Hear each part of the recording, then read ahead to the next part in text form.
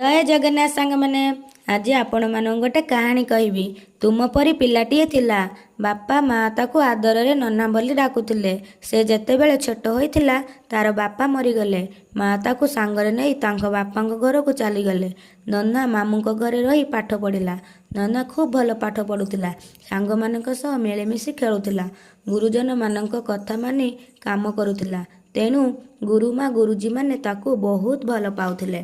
ଥରେ ନନା ତାର ସାଙ୍ଗମାନଙ୍କ ସହିତ ବୁଲିବାକୁ ଯାଇଥିଲା। ସେମାନେ ଗୋଟିଏ ବଗିଚା ଭିତରକୁ ଗଲେ। ସାଙ୍ଗମାନେ ଜଗୁଆଳିକୁ ନ କହି ଗଛରେ ଚଢ଼ି କୋଳି ଖାଇଲେ। ଚୋରି କରି କୋଳି ଖାଇବା ପାଇଁ ନନାଙ୍କୁ ଭଲ ଲାଗିଲା ନାହିଁ। ସେ କିଛି ନ କହି ଚୁପଚାପ ଠିଆ ହେଲା। କିଛି ସମୟ ପରେ ଜଗୁଆଳି ଆସିଲା। ପିଲାମାନେ ବଗିଚାରେ ପଶି କୋଳି ଖାଉଥିବାର ଦେଖି ପାଟି କଲା। ଜଗୁଆଳି ଭୟରେ ପିଲାମାନେ ପାଚେରୀ ଡେଇଁ ଯିଏ ଯୁଆଡ଼େ ପଳାଇଗଲେ। ନନା କୋଳି ଚୋରି କରିନଥିଲା, ତେଣୁ ଦୌଡ଼ି ନ ଯାଇ ଚୁପଚାପ ଠିଆ ହେଲା। ଜଗୁଆଳି ତା ହାତକୁ ଧରିଲା। ମାଡ଼ ଦେବା ପାଇଁ ବାଡ଼ି ଉଠାଇଲା ଏବଂ କହିଲା, ଚାଲ ତୋ ବାପାଙ୍କ ପାଖକୁ। ନହ୍ନା କାନ୍ଦି କାନ୍ଦି କହିଲା, ମୋ ବାପା ନାହାନ୍ତି। ମୁଁ କୋଳି ଚୋରି କରି ନାହିଁ। ମୋତେ ମାରନା। ନହ୍ନା ଠାରୁ ସତ କଥା ଶୁଣି ଜଗୁଆଳି ଖୁସି ହୋଇଗଲା।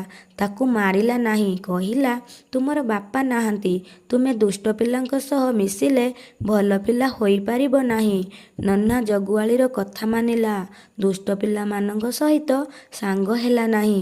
ମନ ଦେଇ ପାଠ ପଢ଼ିଲା। ସେଦିନର ସେହି ଛୋଟ ପିଲାଟିର ପ୍ରକୃତ ନାମ ଥିଲା ଲାଲ ବାହାଦୁର ଶାସ୍ତ୍ରୀ। ସେ ବଡ଼ ହୋଇ ଆମ ଦେଶର ସ୍ୱାଧୀନତା ଆନ୍ଦୋଳନରେ ଭାଗ ନେଇ ଇଂରେଜମାନଙ୍କୁ ଦେଶରୁ ତଡ଼ିବାରେ ସାହାଯ୍ୟ କଲେ। ଆମ ଦେଶର ପ୍ରଧାନମନ୍ତ୍ରୀ ହୋଇ ସେ ଦେଶ ପାଇଁ ଭଲ କାମ କଲେ। ସେ ଯୁଗ ଯୁଗରୁ ଅମର ହୋଇ ରହିଗଲେ। କେମିତି ଲାଗିଲା କାହାଣୀଟି? ଆପଣମାନେ କମେଣ୍ଟ ମାଧ୍ୟମରେ ଜଣାଇବେ। ରହୁଛି ସାଙ୍ଗମାନେ, ଜୟ ଜଗନ୍ନାଥ।